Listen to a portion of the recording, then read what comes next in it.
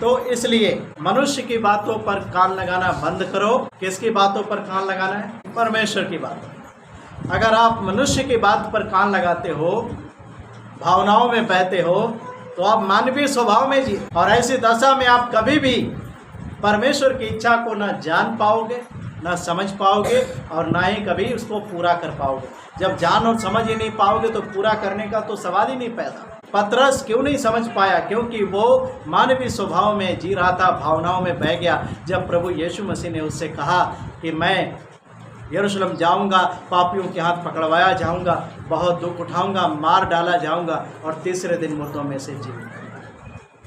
ये बात सुनकर के पतरस भावनाओं में बह करके प्रभु को ले जा करके झिड़कने लगा, हे प्रभु, परमेश्वर ना करे कि तेरे साथ कभी ऐसा कुछ होगा। प्रभु डांटता उसको। क्या बोला प्रभु ने? कि हे शैतान, मुझसे दूर हो जा, तू मेरे लिए ठोकर का कारण है, क्योंकि तू परमेश्वर की बातों पर नहीं, मनुष्य की बातों पर मन लगाता है। ये इस बात का स्पष्ट चिन्ह है। जब आप परमेश्वर की बात पर मन न लगा करके मनुष्यों की बातों पर मन लगाते हो, तो ये इस बात का स्पष्ट चिन्ह है कि आप मानवीय स्वभाव में जी रहे हो। आपके अंदर आत्मिक स्वभाव या मसीह का स्वभाव नहीं। मसीह जब इस जगत में आए, उसके लिए बहुत कुछ बोलते थे लोग। बोलते थे कि नहीं बोलते? हर समय बोला जाता था उसे। बुरा भला लोग बोलते थे, उस पर उसे बदनाम करते थे, गलत आरोप लगाते थे, लेकिन यीशु उन सब की बातों को नज़रअंदाज करता था, इग्नोर करता था और अपने लक्ष्य की ओर आगे बढ़ता जाता। Hallelujah, hallelujah. क्योंकि वो आत्मिक और पवित्र स्वभाव में जी रहा। वो आत्मिक और पवित्र था। और जब कोई विश्वासी भाई बहन आत्मिकता और पवित्रता में चलता है, तो मनुष्य की बात की ओर कान धरना बंद कर देता है, कान लगाना बंद कर देता है, ये सोचना बंद कर देता है कि उसने मेरे लिए ऐसा क्यों बोला, उसने मेरे साथ ऐसा क्यों किया, उसने मुझे ऐसा क्यों कहा, ऐसा नहीं कहना चाहिए था।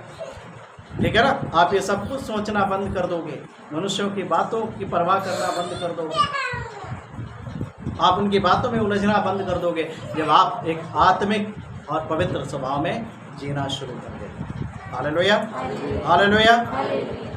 इसलिए याद रखो, यीशु ने हमें आत्मिक बनने के लिए बुलाया है।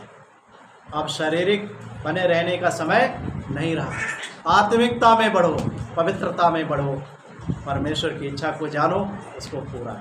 Hallelujah, hallelujah. तब हमारे जीवन से परमेश्वर की महिमा होगी और तब हम परमेश्वर के सिद्ध और सच्चे और पवित्र लोग कहलाएंगे। हालेलुया। तब हम परमेश्वर के सिद्ध और पवित्र लोग ठहरेंगे। वरना आप मनुष्यों के विचारों में उलझे रहोगे, बातों में उलझे रहोगे, आप कभी भी आगे नहीं बढ़ पाओगे। और इस बात का स्पष्ट चिन्ह होगा कि आप मानवीय स्वभाव में जी रहे हो, आपके अंदर आत्मिक स्वभाव। हालेलुया। परमेश्वर आप सभी को आशीष दे।